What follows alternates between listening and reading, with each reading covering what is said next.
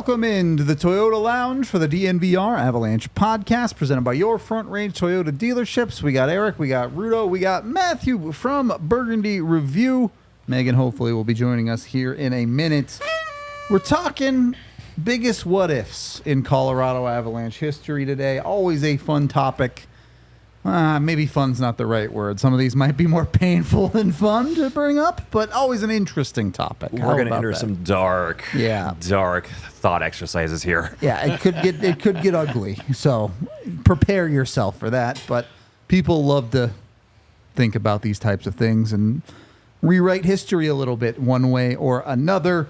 There is one I want to get out of the way first off that has been pretty recent, and I don't think we have a ton to say about it. We really talked the situation to death this offseason at this point, but most immediate thing, what if Val Nichushkin was healthy for the last two playoff runs for the Colorado Avalanche?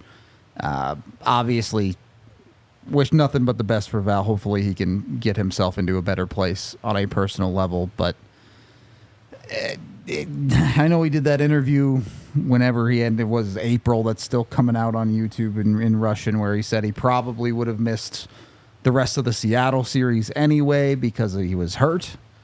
And then who knows what happens with this most recent Dallas series with Val, who was like on an all-time goal-scoring heater in that playoff run before he ended up leaving in Game 4 of that series. So that one, maybe the Avs go on and win more cups. Maybe they literally nothing changes. I don't know. It's probably a little too recent to really examine it that closely because we don't know what these teams look like over the next 4 or 5 years. But yeah, the most immediate one is the whole Val situation for me. Honestly, I don't think anything changes. Seattle, that whole team looks like they just injected high-grade Lucky Charms into their, protein shakes throughout that entire 7-game series. Yeah. And the Avs can't make it out of that first round anyway. And then nothing was stopping Florida, with the exception of Edmonton, if they would have possibly closed the deal. But they didn't. Yeah. To finish on that point, what if Val doesn't, leave the team for all the circumstances? I do believe, and I firmly believe, because I love what they did at the deadline, that they are, or they would have been, in the finals against Florida. Now, do they win that final? I don't know. But I'm a firm believer that if that freaking afternoon, whatever it was a weird afternoon, we all know that. And then Taves ended up being out that game too, right? So if you erase that day and pretend like it never happened, I do believe they ended up in the finals, and then we have the final that we had predicted. Yeah. And then you said Florida would win, which is fine. It's fair to say. I'm not prepared to say the Avs would have beat Florida, but I do believe they would have been representing the Western Conference. I firmly believe in that one. Well, we'll never know. Exactly. Unfortunately, with all of these topics today, we'll never truly know. I was going to say, that's the show today. What if? We would never lie. We've traveled to different dimensions for sure and have seen all these things play out. Yeah. Facts. If it's on the internet, it must be true. Exactly right. I did want to jump from that one to tangibly related to it, I guess, but this one covers both the modern Avs and the original 1.0 Avs. What if the Colorado Avalanche could beat the Dallas Stars in a playoff series? That's funny. Modern Avs, you have obviously the 6-game series that just happened, but then you have that bubble series that goes Game 7. They have a lead with 5 minutes left in the game. They don't do it.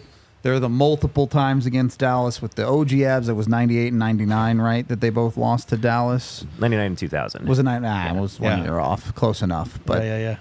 I think they're 1-4, 1-5 total against Dallas in playoff series as a team. Yeah, mid 2000 was that Svatos overtime. Yeah. So we did beat them that series. They swept them. Or was it 5 games? 1, 2, 3. So it's probably 1-4. Yeah, 1-4, give and take. Yeah. Well, it's funny. I'm going to piggyback off. You just said that. What if? Because that was one of my what ifs. Now, if you're a newer fan, you won't have a clue what I'm talking about. But if you're an older fan, you will. Mike Keane, you hear me talk about all the time. Big piece of those 96. I mean, the 96 team, big piece of that Waugh trade, right? Because everybody talks about the Waugh trade. People tend to forget Mike Keane, because Mike Keane was scoring 5 goals a year, but he was a captain of Montreal Canadiens, and he was a difference maker in the locker room. I truly believe, we talked about it with Crow, right, the other day, Pepe coming over, Patty coming over, but Mike Keane was, it's hard to explain because I like leaders, but everybody's a leader in their own ways. Patty was a leader in his own way. Pepe was a leader in his own way. I laugh because he's so complex and he's the best, But Keener was unreal, and you're talking about those 2 series with Dallas. I do believe, and we talked about it.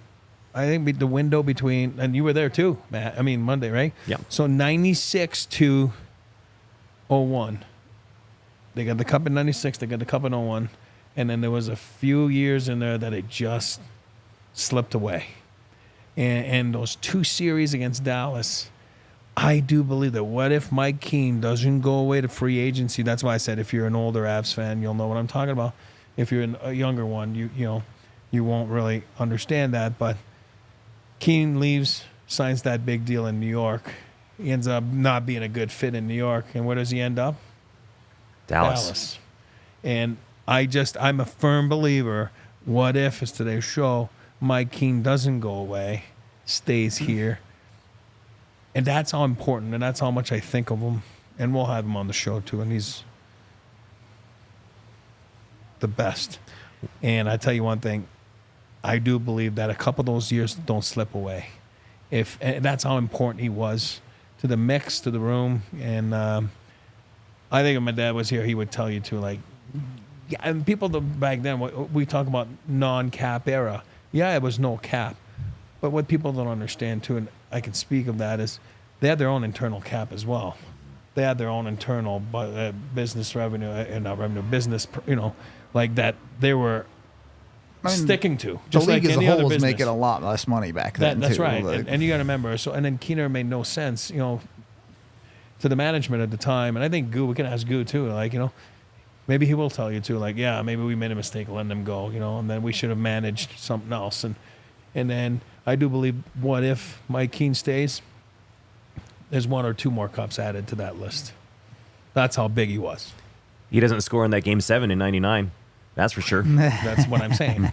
On top of it, it goes to freaking Dallas, to Rudo's what if that started the directly conversation. beats them, essentially. And it's really? Is that where the curse of the ex-Avs started? Maybe that's where it all began. Yeah. So anyway, that's a good one. History, funny how it repeats itself like that, with Duchene getting the series winner in this most recent one. So, is what it is on that front. I've done a couple. What's your guys' biggest standout what ifs for this hockey team? Brace yourselves. This is some dark days. An alternate history. Thank goodness. What if Patrick Waugh, instead of being traded to the Colorado Avalanche, gets traded to the Detroit Red Wings instead in December of 1995? That's a weird thought. If you think about it from Detroit's perspective, it makes sense. They just were in a cup final against New Jersey, got waxed. Yep. And when you find out that one of the best, if not the best, goaltender of the era is on the market, as your dad proved, you do what it takes to get him. Yeah. But what if Detroit says, he's coming here? They make the offer. He goes to Detroit, and that alters the trajectories of both franchises. Yeah. I don't know. I don't want to go too crazy with it, but I don't know that the Avs are viewed at anywhere near what they are as a franchise as it is today. I certainly don't think they win a cup in '96 without Patrick Waugh if we're starting there. 100%. So that's just the start of wherever this tree ends up going down. You could end up with an organization that I know they were a relocation, not an expansion franchise, but you're talking about a team that comes to Colorado, isn't nearly as good. Not that they were bad without Patrick Waugh. They're probably still a good team. They're probably still a playoff team, but I don't know that they're a cup contender. And I just don't even know how to exist in that world because they came here, they immediately won. The expectation in Colorado has almost always been that the Colorado Avalanche are supposed to be a good team. There's that little blip in the late 2010s or whatever, but it could change the entire complexion of how the city feels about sports, let alone the hockey team. Yeah, he was a franchise-altering guy. I mean, and I'm biased when I say that because I've lived it and I've seen it with him in all those years, and in Montreal as well. Like he was the shit. I mean, he really was. Like I don't know how else to say it. And he was, and if he was on, like, then he could take you to the promised land. If he wasn't on, then you're in trouble, right? And that's why he's franchise altering. And then I think Colorado needed that. I think they knew that. No offense to Fizz and Joss and those guys, but they needed it. And he came in here, and I think Joe needed it. I think Footy needed it. I think guys like that needed it. And then he comes in, and he's a guy that changes everything. And you're right. And all of a sudden they win. If he doesn't come here and he goes to Detroit, I don't think you're talking about the Avalanche today, like we talk about the Avalanche 1.0. I think the Avalanche, the real Avalanche would be, the McKinnon-Makar era. Yeah. Not that they're not the real. I'm saying you wouldn't even be talking about those years back then. I think he's altering like that.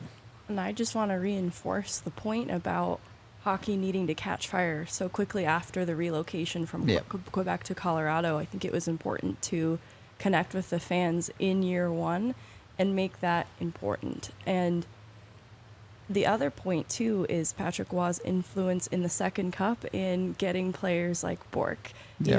Hearing the story of how he experienced frustration and came to your dad and said, we need something. And eventually the missing pieces came together, and it was at the plea of Patrick Waugh that it came about. So his ability to diagnose what that 2001 team needed led them to a second cup, and I think that just further solidified the Avs and the hockey fan base that was exploding in Colorado at that time.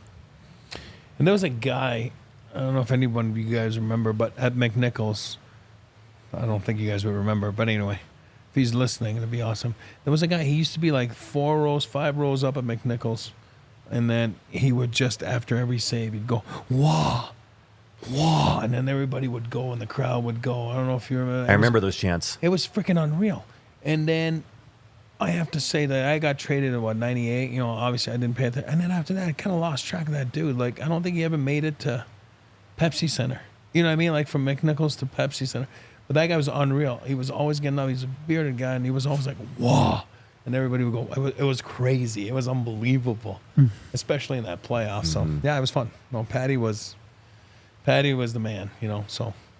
The other side of it is, I don't even know that he necessarily has to go to Detroit for this to happen, but if he doesn't come to Colorado, that rivalry probably doesn't exist. The Avs probably don't put themselves in a situation to play Detroit in conference finals, and obviously if you were part of that rivalry, you know the rest of the story, but one of the best rivalries ever in sports probably just fades from existence if Patrick Waugh is in an Av. So For sure.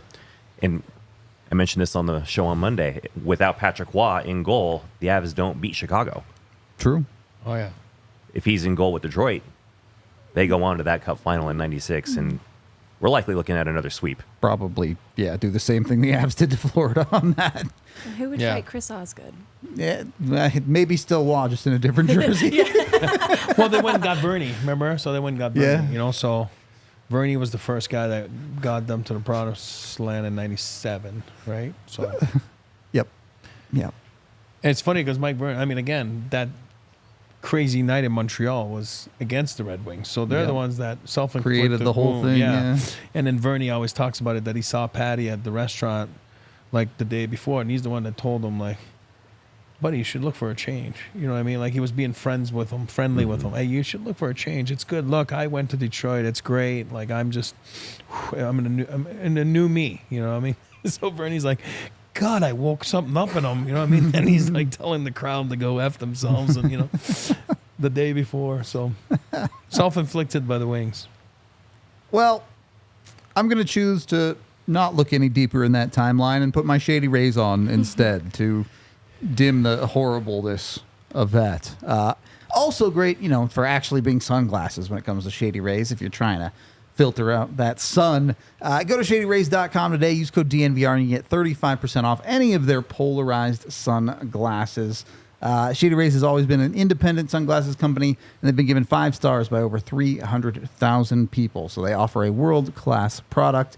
They have hundreds of options to choose from, so you're bound to find a pair that will match your style, maybe even match your favorite team's colors. So don't get a Red Wings jersey pair of Shady Rays. Get an Avs jersey pair of Shady Rays. That's all I'm saying.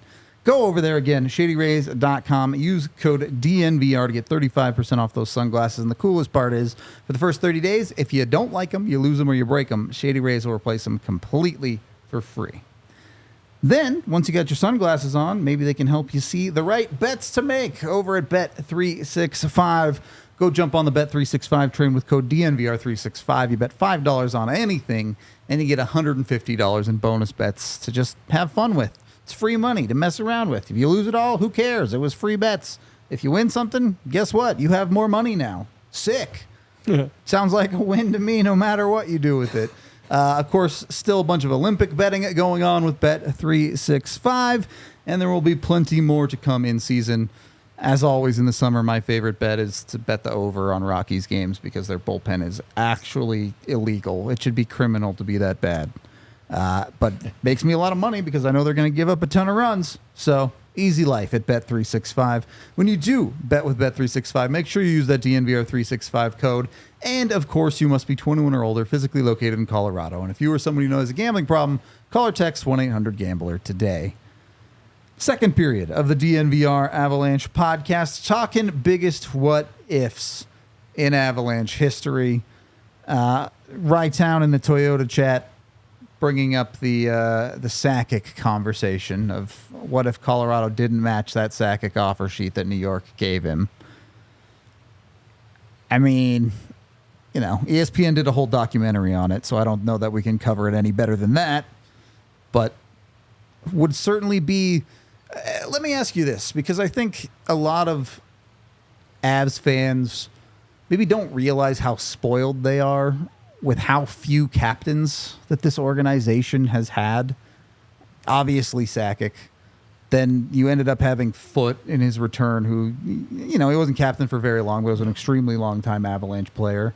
That moved on to Hayduk, played every single game of his career as an Avalanche player, and then ultimately Landeskog, who's been the captain since then. It's not like some of these teams where we see the captain changing every other year or whatever it is, or whatever the hell San Jose has been doing for the past 10 years, stripping it off of people and just handing it around. So I do wonder what effect it would have on the captaincy more than anything else if Sakic did leave. I'm looking back then, but yeah, no, but I mean, that was one of my, obviously, what ifs. And you're right. That documentary is awesome. It's well done. But I don't believe the Avs win in 01, again, with Joe being gone. As much as I said, Patty was franchise altering, because he was. Yeah. Joe is the franchise. I mean, he is the franchise. For sure. And he is still to this day. I don't get what people say. You say the word, Avalanche, you say Sakic. You know what I mean? Again, management, player. Does he ever become GM if he goes to New York? Probably not. No, that's again, yeah. No, again, do I think he's got the same career if he goes to New York? I'm going to be mean here. No, I think Joe was an Avalanche. I think Joe was a perfect fit for, the management. Starting with my dad, like it was perfect. They were a perfect match. You know what I mean? And I do believe he goes to New York. I don't think he's got that same career, and I can say that without being, negative towards the Rangers because I ended up going there afterwards for almost 3 years, and Joe always asked me like, "Hey, how was it? How proud? How proud?" It's so different that it's hard to compare, and I think for his personality, and for what he was, I think, thank God that what if didn't happen. You know what I mean? Because I don't think he ends up having the same career. You know what I mean? And I think it became important that he ends up here, all his games played in one freaking jersey, to follow what you were saying. And well, technically 2, but 1 franchise. no, yeah, whatever. Yeah, sorry, true, Nordiques. But it does make a big difference, and I think it was the right decision. But people don't realize how close it came. That not that they didn't want to match it, that they just couldn't. You know what I mean? Like, and that's a true fact. And that's why they did that documentary. So. I think it ended up being awesome. And I know we were talking about it. It's funny because I was with him that morning, and we were at the gym, and it was early in the morning, and he was like, he walked in, and he was like, "Pops won't be happy." And I was like, "What's wrong?" He's like, "I just signed the offer sheet." I was like, "Oh, fuck." Language, sorry. But, oh, crap. And then I was like, I told you the story. It took 2 minutes that I could hear on the intercom, like, "Eric Lacroix to the front desk at the gym," like on those. And I was like, "Oh, God." And Joe was dying. And I went up there, and he's like, "Is he with you?" I'm like, "Yep." He's like, "Let me talk to him." I was like, "It was for you, not me." You know what I mean? So it was awesome. But I don't think, like I said, there was ever a doubt that they wanted to match. There was just a matter of finance, so. But thank God that what if didn't happen. Bullet dodged. I think it's so spectacular, the circumstances in the final hour, how this comes together, that it just feels a part of the destiny of the organization. I know that's a little bit traumatic, but for it to come together in that way, it has such an influence on the Avs that we know today because of Joe Sakic having the foothold that he does, being a member of the Avs, joining the front office in the future, and overseeing this era of Avalanche hockey that we've come to appreciate today. None of that happens either. And so all of the hockey conversations that we get excited about, the Landeskog's and McKinnons and Makars, are we able to talk about Colorado Avalanche hockey in that way if Joe Sakic didn't stay a part of the Avs for those cups? Yep. There's a certain amount of, I think, reverence is probably fair when Avs fans and certainly his peers around the league speak of Joe Sakic. Yep. There was a point when calls wouldn't be made to ask if they could get him in a trade at trade deadline because the offer was never going to be accepted. It was just, why waste our time? Exactly. There's an alternate timeline where Air Force One flops at the box office and Joe Sakic isn't an Av anymore. So it was a good movie. I mean, I saw it 12 times at the box office, but hey, kidding. Save Joe. Save Joe. I have a quick one that might make people a little bit mad, and then we'll move on to more interesting ones. But a more recent what if again. What if Gabe Landeskog got to the bench? And here's the hard part about that. I don't think anything changes. Yeah, I agree. The Avs probably still lose that game, and they probably get eliminated. Like, I just don't think it would matter them. Like, having years to not be mad about it as much anymore, I really don't think it mattered that much at all. It's a team that wasn't really ready to win yet, and obviously in the moment it sucked, but just wouldn't have changed history that much, in my opinion. So I agree. It's all part of losing, right? I mean, it's all part of it, and I'll say it again. You want to win, you need luck. So that was bad luck right there. You're talking about inches, Yep. Bad luck. Not like Landy did it on purpose, and it's like, it just wasn't meant to be. And sometimes when luck's not on your side and it's not meant to be, then yeah, maybe it doesn't change anything. Maybe it does, but I don't think so because I don't think it was the right timing. Yeah. I think it would even change things negatively just because of the battle scars you hear Bednar talk about today and the impact it had on the team's motivation year after year to advance further. I think that has a cultural impact on the team. And it's not to say that had they advanced further, the Battle Scars wouldn't have existed in a further round down the line. But I do think it's an important fabric of the team getting to the 2022 Cup. Yep. Agreed.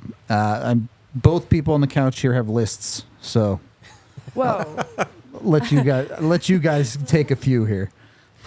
Well, I just want to make one quick point about the 2019 game is when that goal gets called back in normal time, Colorado's still down a goal. Yep. That goal, if it stands, turns the game into a coin flip. Sure. And just to your point, Eric, you need luck to win. So even with the coin flip, you may not get the flip. Yep. Donskoy may still score the game winner. And to what you're saying, I say that to Buffalo fans all the time. They're going to hate me for saying this, but, Brett Hall goals, no goal, and we lost the Cup. No, I mean, that was to win the Cup. You were still down a game. Yeah. I mean, like, hold on a second. Who says you won the Cup? Like, hold on. Like, you lost the Cup there. No, you didn't. I mean, I'm not saying the goal. That's a different show. I mean, Is it literally, good or bad, they did lose the Cup there, but No, it's you not like lost they the could have Cup, but won it's the like, Cup it's there, not like yeah. you exactly. Like, hold on a second. Like, to your point. You'll never know, right? I mean, Right. Yep. It's not a coin flip because you're still down in that series if you're Buffalo. In this series, you're tied at 3 games apiece. Game 7 is tied at 2 goals apiece. You got a chance. Yep. And cliches being what they are, you just need a chance. All right. I can still think of a couple big ones, but I'll defer to the lists over here.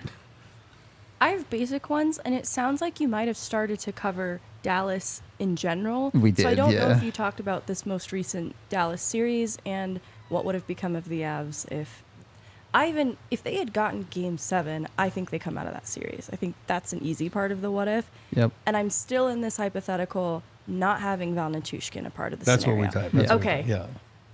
I think that they get past Edmonton. I think that they lose to Florida. And I imagine that's the consensus on the couch. Yeah, that's what we all concluded to, Okay, yes. okay. I think it would have been a fun series. I think it would have been a battle of special teams. I also think that the Avs were already a little bit beaten down. Yeah. Just in the Dallas series by itself. So Florida, I think, would have had that edge too, just because of the kind of physically imposing style of play that they have. And it also, in talking about destiny, it just felt like it was Florida's year. Even though they almost squandered it when they went up 3-0. That scared Made me it closer a little bit. than it needed to be. That scared me a little bit. Not actually, though. I was telling people in the grocery store I still thought it was Florida's to win. There you go.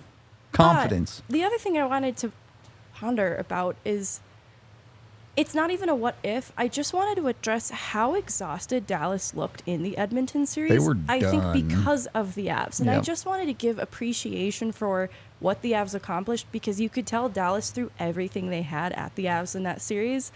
That's why they were such a tired team going into the Western Conference Final. I just wanted to give appreciation. The Avs deserved a better fate. I hate the way that they went out because even without Val Nichushkin, they were a really strong team. Don't Yep. know that they could have won it all, but they gave Dallas such a hard time that I think it affected their trajectory. I think Dallas could be sitting on a podcast wondering, what if we didn't see the Avs in the second round? They might have had a greater chance at the Cup. Or if the first overtime goal counted. Yeah. They've had to play an extra whole overtime period. And if the Avs win in that extra time True, after that goal true. gets wiped out. Yeah. How mad is Dallas at this point? They end up losing that series after something like that happens. Would that not be a little bit of karma for the Brett Hull goal, though? In some way. Why 'Cause, not? I mean, his foot was definitely in the crease. I'm just saying. Oh, I'm not disagreeing. I agree. And that year was so messed up. But you really did not know. Like, Yeah. yes, no. It was crazy. It was nuts. Thank God they fixed that rule. Like, it was so stupid. Yeah, I don't know why the NHL is dumb about his rules, but what I do know is if you're hiring, you need Indeed. So make sure you get over it with Indeed today. Over 350 million global visitors with Indeed, according to Indeed's internal data. Got to get with these guys. Again, they don't really just give you random applications. They have a whole matching system that matches you with some of the best possible options for you to hire. 93% of employers agree Indeed delivers the highest quality matches compared to other job sites, according to a recent Indeed survey. And listeners of this show will get a $75 sponsored job credit to get your jobs more visibility at Indeed.com/AllCity. Just go to Indeed.com/AllCity right now. Support us by letting them know we sent you over there. That's Indeed.com/AllCity. Terms and conditions apply. Need to hire. You need Indeed.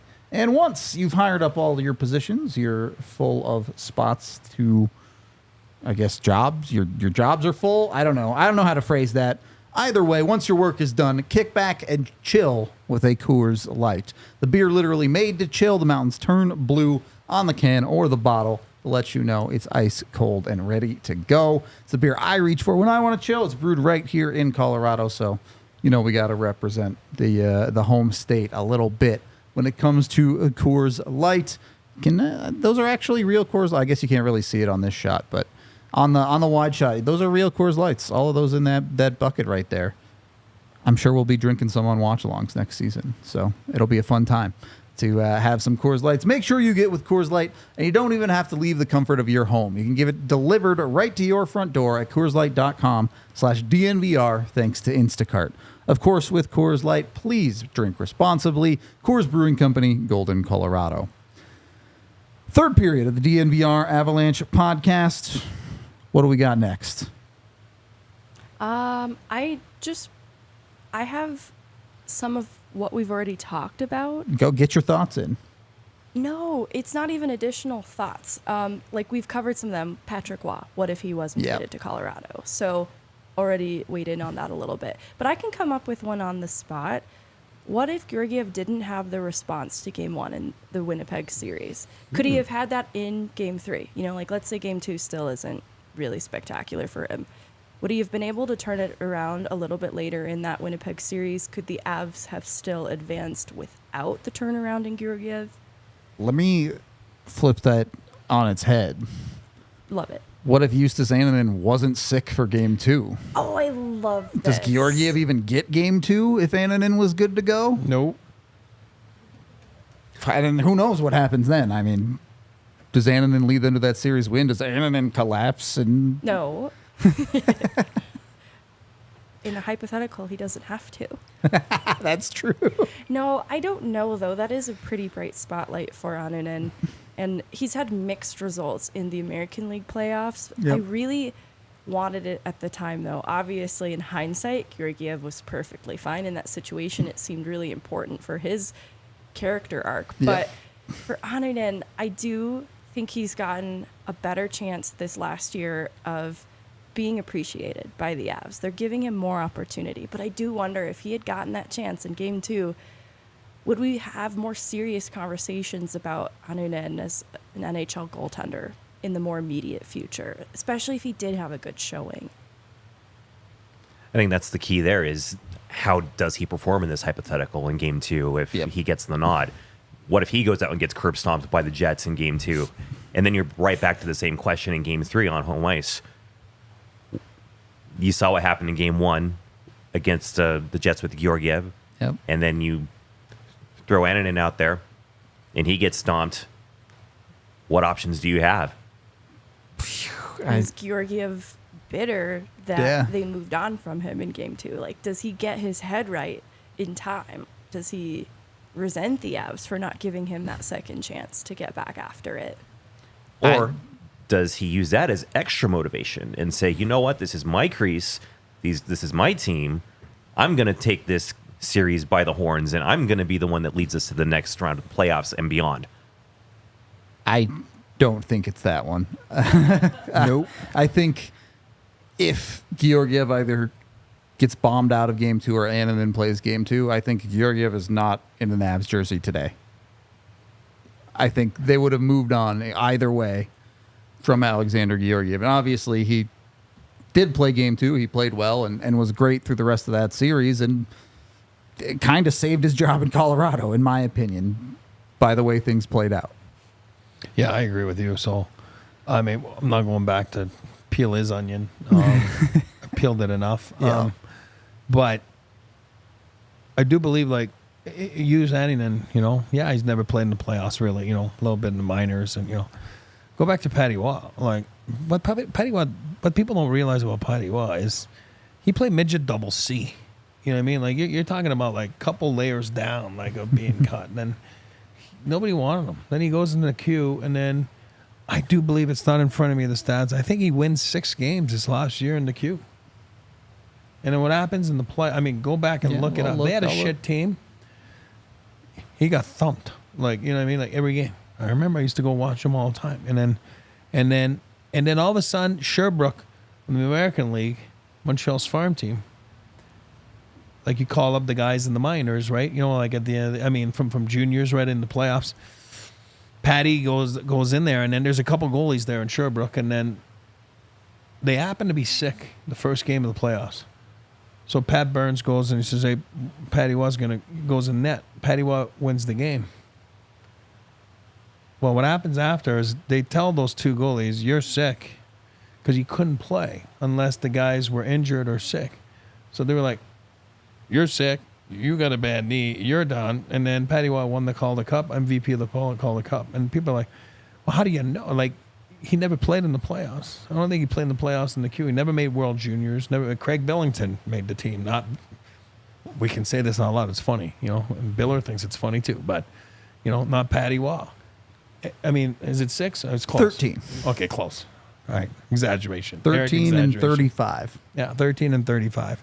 So he wins the Calder Cup. What does he do the next year as a 20-year-old in the NHL, right? They decide that, you know what? He's got some balls. He's got, like, this guy's got some flair, you know? Let's keep him. They keep 3-headed monster. Ryan Hayward, Dougie Sotart, and Patty. Patty, I think, plays 30 games that year. I don't think he plays more than that. And then game 1 of the playoffs started. They're like, the veterans, Larry Robinson, Bob Gainey. You know, those guys went to the coach, and they're like, he's our guy. Wins the Stanley Cup. So, Justus Annunen, could he have done it? I don't freaking know. We'll never know. That's why it's a what if. Mm-hmm. But I agree with you. If he's not sick, if the stomach flu not there, I do believe is in net game too. And again, maybe you end up having a story like that. Who knows? Who knows? Yeah. Vlad, I know you've got a list. I call you Vlad. It's habit. Matthew. No problem. What's the biggest one left on the list? Let's start there. All right, so I want to segue from Eric's point about Waugh and go to his Statue of Liberty gaffe in Game 6 against Detroit, Western Conference Final in 2002. The Avs had a 3-2 series lead at that point. He makes the save with 38 seconds left in period 1, drops the puck. Red Wings take a 1-0 lead. Completely changed the complexion of that series. True. Boy, it's so easy for me to say, oh, well, if this one thing didn't happen, maybe the Avs just win more cups. At a certain point, I wonder if that's just homer bias, though. maybe it was always fate that the Avs had to lose some of those series, even if it didn't have to be in quite such dramatic fashion, but it was. Especially to your most hated rival. Yeah, but that's part of it's part of the pomp and circumstance of that rivalry, right? Is there are all of those moments of like, here's this ridiculous thing that in reality you would never expect was like, oh, this actually happened? This is crazy. So to me, those were almost like cornerstone moments of a rivalry that without them, more than the Avs, maybe they go on to win or whatever. It's that rivalry doesn't go down in history the way that it did without some of the unfortunately painful moments for the Avs. I agree. And you said a Game 7 was that shit kicking, right? Yeah, You know, they Game got 7 was blown the, out in the follow-up Game 7. which we talked about. Yeah, that was a tough one. No, I agree. That's a big what if. I mean, it really is. Those are plays that define series, you know, and plays that define moments and, you know, seasons and, you know, careers too. I mean, who knows, right? Again, he had one moment when he does that. That's a defined moment, you know. I mean, Patrick Waugh had a lot of moments, but, you know. The best. Couple of fights. You know, if I'd go as far to say, too, that they win the cup that year, but it would have been a title defense year, and we would be having dynasty conversations. That's very true. Maybe. I think we would. 3 and 5 is a modern dynasty. I think that would be worthy of that conversation. I don't know. Maybe the Avs get overhyped too early in the history of them as a franchise. I'm kidding. I don't know that would have been possible. But But say they do make it to the Cup final in 2002, and they do exactly what Detroit did and beat Carolina. It's another back-to-back Cup win. And then they can throw that at the Detroit franchise and say, well, you had your back-to-back wins in this rivalry. We have our back-to-back wins in this rivalry. And it just throws a little more gasoline onto the fire of which franchise actually was better. But you're right, because it's one game away.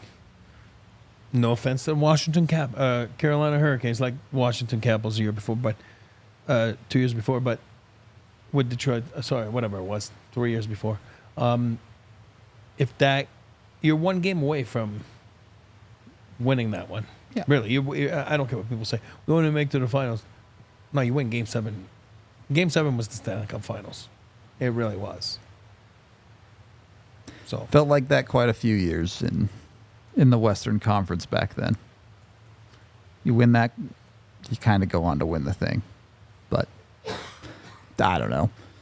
A couple quickly from chat here. It was Matt Cook, DJ, that took out Barrie's knee. I don't think that really changes that much. They maybe win that Minnesota series with Tyson Barrie. I think that's fair to say. But you could certainly, by the end of that series, Varley was just completely gassed. He had nothing left in the tank. I don't really think they were going to go on a run. Of course, we never know. But I just don't think that team had it.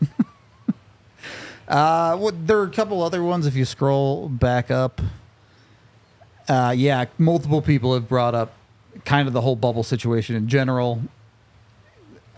Expanding from that, Landy doesn't take the skate to the knee. He's probably still playing today. And this one is still, to me, kind of a TBD, because maybe Landy comes back and is effective in the next couple of years and helps the Avs to another cup. And then you say, well, the injury sucked, but he still got his. If he never plays again, then you really take a look at that one and you say, yeah, that definitely changed the course of history for the Avalanche. Maybe took away some of their opportunity to be even more successful than they've already been. I don't know. That one hits too hard. I'm not over it yet. So too fresh. Yeah, exactly. I try to forget the bubble years. I mean, I just like, wow. Whatever. Cook-Barrie situation, though, I don't think it changes things, because even though it ended the way that it did, it was such a breath of fresh air, not that situation specifically, to see the Avs in the playoffs. True. And it sort of marked for me as a fan a few years before that. Those were difficult years of Avalanche hockey. Yep. And those difficult years weren't over yet. But that felt like this turning point that reignited some hope in the fan base, regardless of the outcome of that series, just their presence in the playoffs. It sucks. I'm kind of glad that there was a little bit of anger that could boil over from that too, just to keep those Minnesota games exciting every time now the Avs play them. I think it's actually worn off a little bit through this point, but it gave a little bit of something to be excited about in the Avs fan base at a time where they needed it, and the outcome didn't change that. I just think their presence in the playoffs really was needed for the fan base at that time. I agree with what you're saying, but I wish they had made the playoffs in a more reasonable manner. I think that year set up a lot of fans with false optimism about how good they were. It's true, because they weren't there yet. They did not know the 2017 season was coming for them. And the 2017 thing was its own beast, but that was an Avalanche era where they followed up that playoff run with a couple of disappointing seasons. We talk a lot about Patrick Waugh's influence on them chasing down veteran players instead of maybe investing more in the youth that they had, and ultimately leading to the complete collapse of the organization. Now it worked out in the end. They built a good organization out of that tire fire and won in 22. So I can't complain, but maybe the era wouldn't have been quite as bad as it ended up being on the whole if they were a little bit worse in 13-14. This one comes up a lot. I really struggled because it's just impossible to know. But what if Ottawa gave the Avs the previous year's 4th overall pick and the Avs end up with Brady Tkachuk or whoever they take there instead of Bowen Byram? This one gets really complicated. Obviously, Byram, a key part of that Cup defense. He was their top TOI guy in that Cup run. And then now is a Casey Middlestat trade, which helped the Avs resolve their 2C problem. So compare that to having Brady Tkachuk in your top 6. Boy, I don't even know where to start with how much that would change stuff. But maybe they don't even take Brady. Right. Because Who maybe knows? they didn't like Brady. Brady was a tough pick. He didn't have the best season there at BU when he got taken. Yep. Maybe they didn't like him. I don't know. Well, that's what you said. It's so hard to figure out. So who let me knows? look. 2019? I know Tkachuk would have been 2018. Yeah, 2018. Right? Yeah. 18. So you never know. Maybe they don't like him. Maybe they didn't like him. Yeah, let's see. You know, maybe they take Nathan Rudolph, you know. Well, Arizona took Barrett Hayton immediately after, which was a terrible pick. Tough one. And then Detroit picked Philip Zadina after that, which was a terrible pick. Yeah. Yeah, I don't think the Avs take Quinn Hughes there just because they already had Cale Makar at that point. But Quinn Hughes did go 7. Wow, this was a really bad top 10. Holy cow. Adam Boquist, Vitaly Kravitsov went 8 and 9. Jesus. Then you have Evan Bouchard at 10. That would Yeah. have been wild if they ended up with him. But yeah, I don't know. Weird draft class. Yeah. Yeah, I don't know if with the presence of Makar, Bouchard would have become in an AV system what he's become. in Yeah, for Edmonton. sure. Probably a different archetype at that point. If the Avs win a cup with Casey Middlestat, I think that changes the what if too. It's like, Fair. well, Bowen Byram was the necessary trade piece to acquire Casey Middlestat. So I think that will also be something that's still a little too early to tell. But that does lead me to the one I've been avoiding. And I don't know how to phrase this exactly on specifics, but essentially just what if Matt Duchene different? What if Matt Duchene what? What if Matt Duchene different?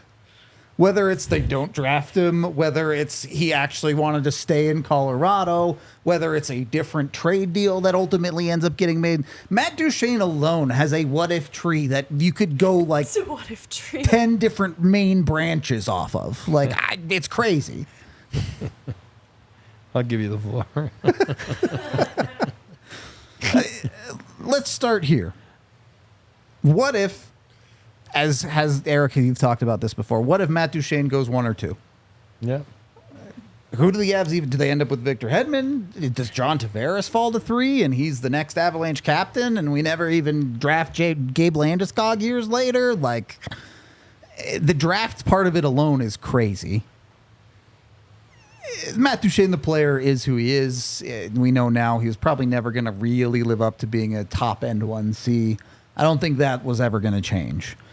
But what happens if you get into the Jared Bednar era and Matt Duchene wants to be here? He wants to stay. He accepts a role maybe as a 2C down the lineup where Nathan McKinnon still ascends, and now Matt Duchene solves your 2C problem, which one of the biggest problems for the modern era of the Avs was having a 2C. Maybe Nazem Kadri never becomes an Av. It's just so complicated.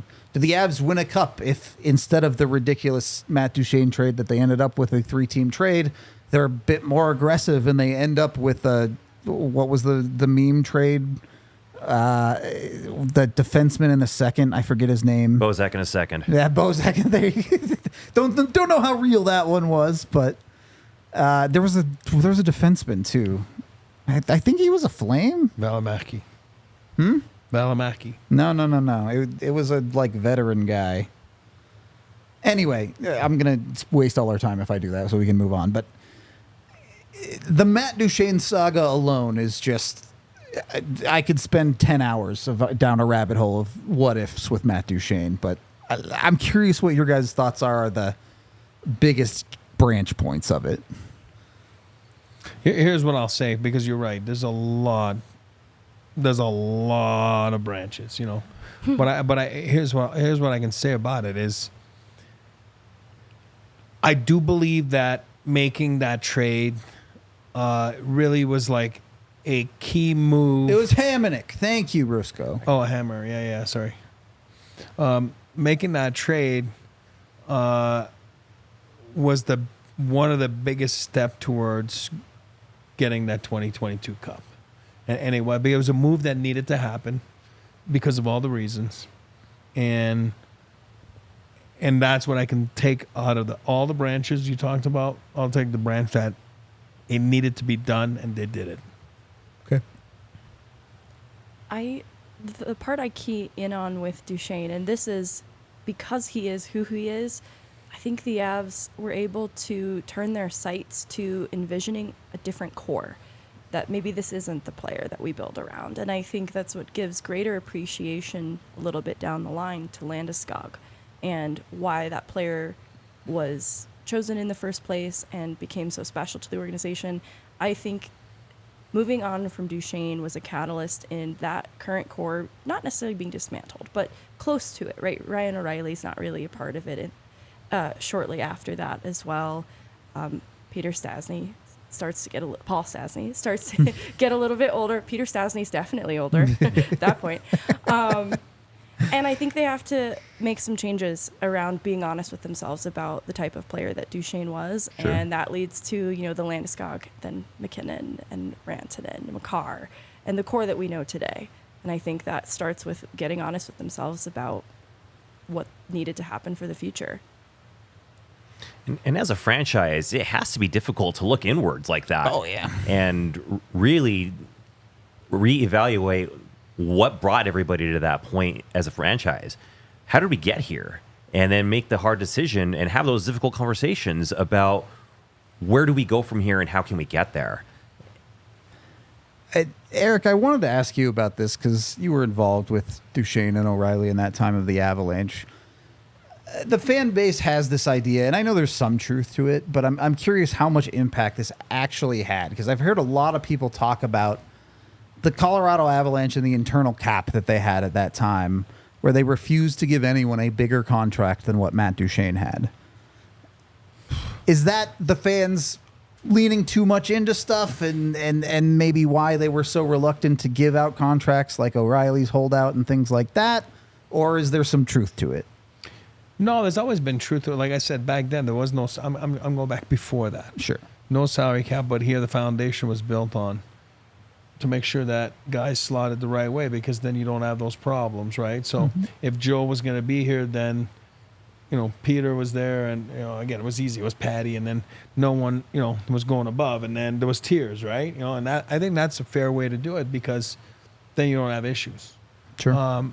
So I think that there's some truth to it a little bit because of the fact that, Matty took a deal, but you got to remember, Matty was not playing that great. Then he took then he took more years, and then the numbers are starting to get more expensive at a younger age. Those Caps remember that era up, kind of started. So there's some truth to it, and then there's Ryan on the other hand wanted a shorter deal and whatever, but it was like, I don't care what he got, what I mean, and he's right, he was right, and we had the conversation, him and I actually years later about that, but it was never about, you can't make more than this. It was just like, it was starting to get weird because there was a landscape that was changing in the NHL with salaries and, where it's a little easier to do now. You know what I mean? Where now Nick McKinnon makes double that Duchene contract. That's what I'm saying. So it was like, you really didn't know what was happening. And so there's a little bit of truth to it. Yes. But I wouldn't say that was the full. But the whole thing. Yeah. Sure. Okay. I got one for you. Go. And what if, I had a what if. I had a couple. I'll wait for at the end of the last one. But this one is more like, honestly, and that is a real scenario. Trust me on this one because I was part of the ass. But what if the Edmonton Oilers take Gabe Landeskog, not at one RNH? I'm just telling you that it was a possibility. But if I'm Edmonton, we were sitting pretty at 2 because we knew they weren't taking them. You weren't going to leave that many points on the board. You just couldn't. But if you look at where they were in their franchise at that time, all those first overall picks, remember all those skilled forwards, and and Ryan was really tiny, like in freaking juniors. Like, oh my God, what a good player he is, by the way. he turned out to be an unbelievable two-way player. He's one of my favorite players in the league. But I think what they needed was Gabe Landeskog, And I think what Easy we to say needed today, yeah. that's what I'm saying. What we needed today was Gabe Landeskog. So I think it's like, thank God they didn't take him. No offense to Ryan, Nugent, but we needed Gabe Landeskog. You know what I mean? And that's a big what if, and it's a true one. Like again, they'll be here today. They'll tell you, no, we were taking Nugent. Of course, that's what you're going to say. That's normal. But you had to do your homework and to make sure. And at the end of the day, I would have taken Nugent. You could not have taken him. But man, oh man, it's like, you're sitting at 2, you're sitting pretty that year. Because you don't have to make that decision. He just falls in your lap. I'd like to tell you that we were smart in taking Gabe Landeskog, but just falls in your lap. That's not a pick. That's falling in your lap. I'm happy for Landy. I don't envy anyone drafted by the Edmonton Oilers in that era. Go back and look. You can find videos of the old Edmonton building had this like red carpet walkway through like the season ticket holders bar. Yeah. There's tons of videos of the fans booing them all the way back to the locker room. They were bitter. Brutal. They were bitter. So happy for Landy that he didn't have to go through that. That is 16-17 season. I got one more too. A short one. Honestly, and I can't believe nobody brought it up, but what if this guy Marcel Aubut doesn't sell the franchise in Quebec? And does Colorado get a hockey team ever? We're not here. We're not sitting here. I'm certainly not here. I think they probably would have come back to Colorado anyway. At some point, but it wouldn't be. It wouldn't be the Avalanche, right? It wouldn't be the Avalanche. It would be totally different. That's how freaking freaky that is. It's messed up. When you think about it. How does Denver act as a expansion second chance city in the NHL at that point? Whatever point that happens to be. It's a totally different. Maybe you have the Minnesota Wild, which came back as a expansion city. Maybe it's Colorado instead of Columbus in 01. Exactly. Something like that. That'd have been interesting. That's a crazy one. And then you'd have been drafted and played in Colorado in the expansion draft. That'd have happened for sure. Buddy, come on, man. I didn't get exposed. Thanks. Protected. Any other big ones? Nothing? I have one. Okay. What if the Chris Drury trade to Calgary never happened? All right. I'll answer that one. Fine.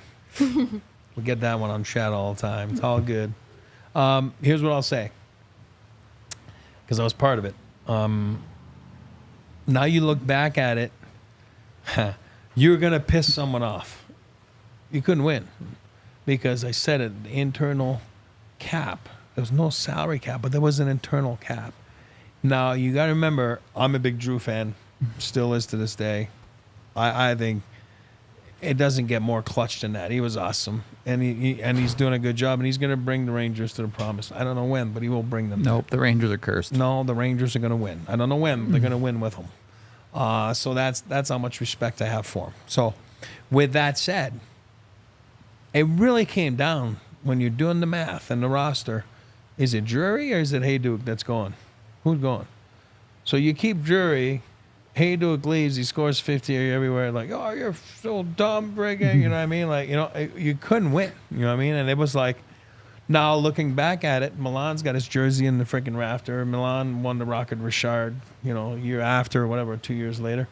It comes down to preference. You know what I mean? So but I think you have to realistically look at. I'm not defending the trade because at the end of the day, you weren't going to win with the trade. You don't like. You got to remember, sometimes you make trades. You're not liking it. You just have to do it. You know what I mean? And that was one of those. Yeah. You're not liking it, and the rest of all the other parts, and the yellers and the it's where you are in your contract, and we all know it's number of contract. Well, if I take I got to give you a contract, but I don't want him. Yeah, but you're going to take him. And it's no offense to the guys that were involved. It's just, at the end of the day, it was more like Derek Morris for Chris Drury. So you're adding a D. Mo was outstanding.